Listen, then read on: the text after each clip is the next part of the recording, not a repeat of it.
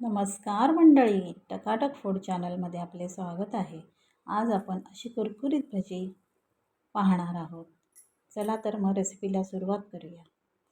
इथे मी बारीक चिरलेली कोथिंबीर घेतलेली आहे, बेसन घेतलेलं आहे, तांदळाचं पीठ, तिखट, हळद, धणे पावडर आणि मीठ. कोथिंबीर मी स्वच्छ धुवून बारीक चिरलेली आहे.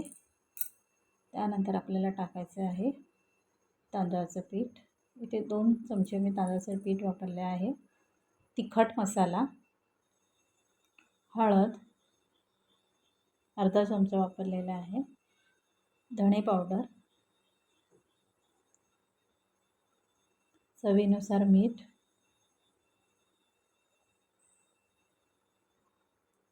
त्यानंतर टाकलेले आहे बेसन. बेसन आपल्याला आवश्यकतेनुसार टाकायचं आहे. इथे मी मिक्स करून घेत आहे. कोथिंबीर स्वतःहून एक पाणी सोडतं, पण आपल्याला इथे थोडंसं पाणी मी इथे वापरलेलं आहे. तुम्ही पाहू शकता. चांगलं हाताने आपण असं दाबून दाबून घ्यायचं आहे, कारण कोथिंबीर कशी स्वतःहून पाणी सोडते.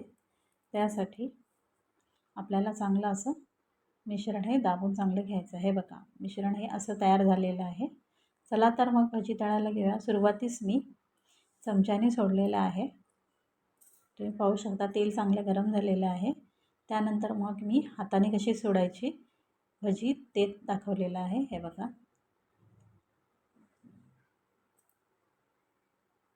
गॅस मी मीडियम टू हायच्या मध्ये ठेवलेला आहे.